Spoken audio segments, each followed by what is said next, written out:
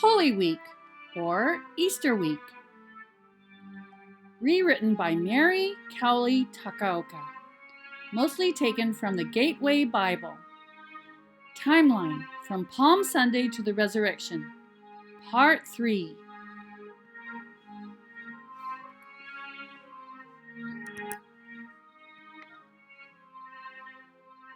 The chief priest and the whole Sanhedrin were looking for evidence against Jesus, so that they could put him to death, but they did not find any. Many testified falsely against him, but their statements did not agree. Then some stood up and gave this false testimony against him.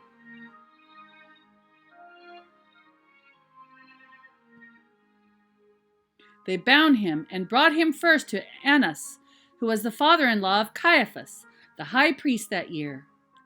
Caiaphas was the one who had advised the Jewish leaders that it would be good if one man died for the people.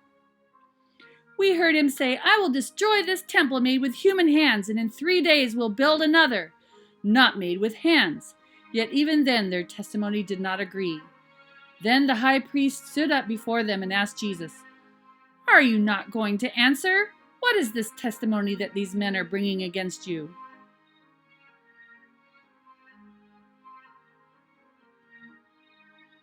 They sent him to Herod, who was also in Jerusalem at that time.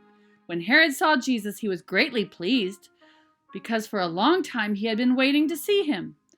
From what he had heard about him, he hoped to see him perform a sign of some sort. He plied him with many questions, but Jesus gave him no answer. The chief priests and the teachers of the law were standing there, vehemently accusing him. Then Herod and his soldiers ridiculed and mocked him. Dressing him in an elegant robe, they sent him back to Pilate. That day, Herod and Pilate became friends. Before this, they had been enemies.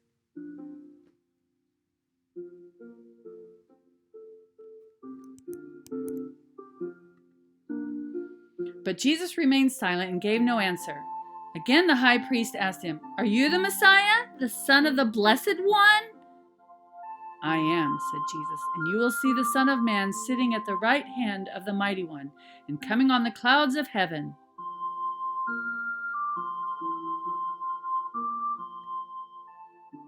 The high priest tore his clothes. "Why do we need any more witnesses?" he asked. "You have heard the blasphemy. What do you think?" They all condemned him as worthy of death. Meanwhile, Jesus stood before the governor, and the governor asked him, "Are you the king of the Jews?" "You have said so," Jesus replied. When he was accused by the chief priests and the elders, he gave no answer. Then Pilate asked him, "Don't you hear the testimony they are bringing against you?" But Jesus made no reply, not even to a single charge, to the great amazement of the governor. Now it was the governor's custom at the festival to release a prisoner chosen by the crowd. At that time, they had a well-known prisoner whose name was Joshua Barabbas.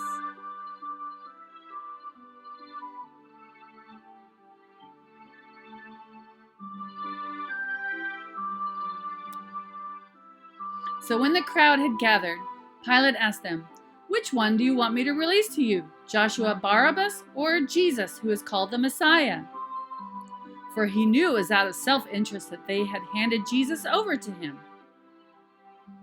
While Pilate was sitting on the judge's seat, his wife sent him this message: "Don't have anything to do with that innocent man, for I have suffered a great deal today in a dream because of him." But the chief priests and the elders persuaded the crowd to ask for Barabbas and to have Jesus executed. "Which of the two do you want me to release to you?" asked the governor. "Barabbas," they answered. "What shall I do then with Jesus, who is called the Messiah?" Pilate asked. They all answered, "Crucify him!" "Why, what crime has he committed?" asked Pilate. But they shouted all the louder, "Crucify him! Crucify him!" When Pilate saw that he was getting nowhere, but that instead an uproar was starting, he took water and washed his hands in front of the crowd. I am innocent of this man's blood, he said. It is your responsibility.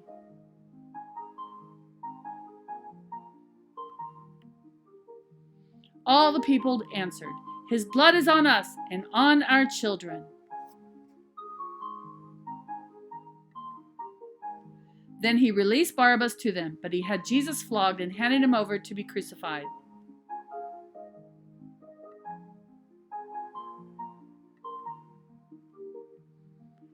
Then the governor's soldiers took Jesus into the praetorium and gathered the whole company of soldiers around him.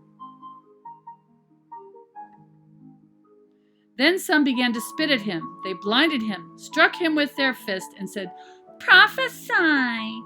And the guards took him and beat him. They stripped him and put a scarlet robe on him, and then twisted together a crown of thorns and set it on his head.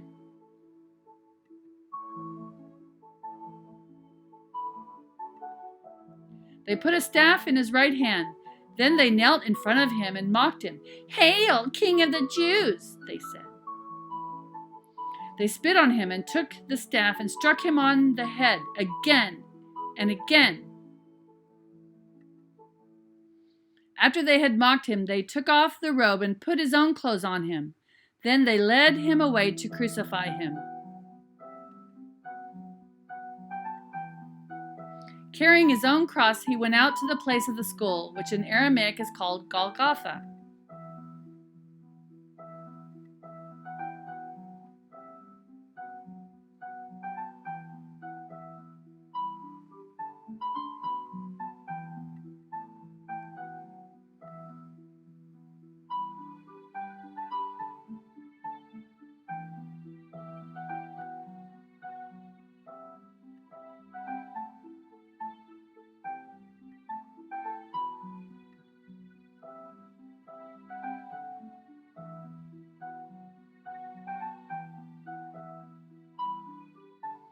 A large number of people followed him, including women who mourned and wailed for him. Jesus turned and said to them, Daughters of Jerusalem, do not weep for me. Weep for yourselves and for your children. For the time will come when you will say, Blessed are the childless women, the wombs that never bore and the breasts that never nursed. Then they will say to the mountains, Fall on us, and to the hills, cover us.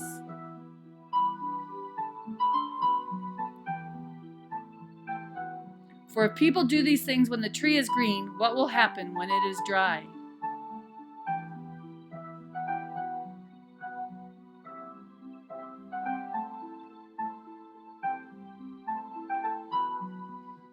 As they were going out, they met a man from Cyrene named Simon, and they forced him to carry the cross. They came to a place called Golgotha, which means the place of the skull.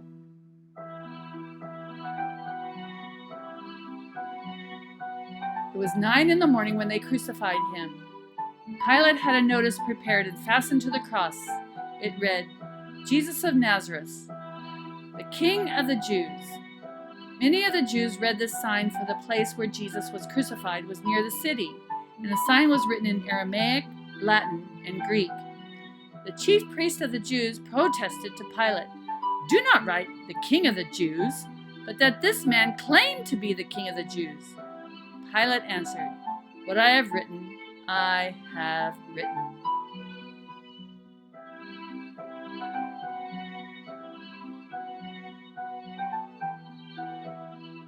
To be continued.